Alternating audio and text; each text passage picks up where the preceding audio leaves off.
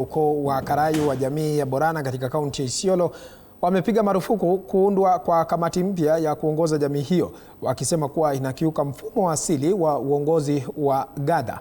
Wakizungumza baada ya mkutano wa siku mbili uliofanyika katika eneo la Kina, wazee hao wameeleza kuwa jamii ya Borana haijawahi kuwa na kiongozi mkuu, bali hutambua mfumo wa kiimla unaongozwa na Abagada.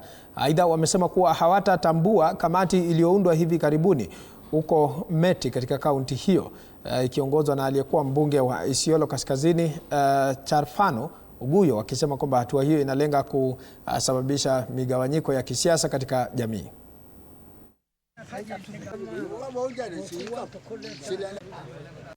Structure ya Borana imeanzia Ethiopia, sio hapa Kenya. Sio kitu ambao sisi tunatengenezea Isiolo au Marti. Hiyo kitu ilianzia Ethiopia.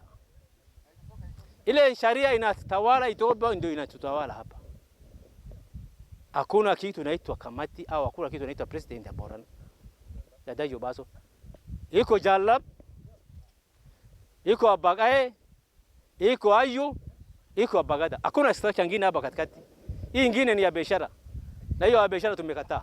Tumekuja hapa kufanya majadiliano, wakakubaliana kwa sauti moja. Wamesema hatutaki kitu inaitwa kamati. Ile ni kitu wote tumesema. Na mtu jitokesha mimi ni president ya Karayu, hakuna.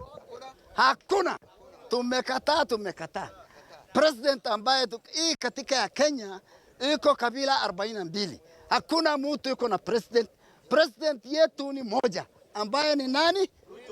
President Jamhuri ya Kenya Dr. Samoei Ruto. Ndio yeye ndio president yetu. Tunafuata yeye, tunasupport yeye.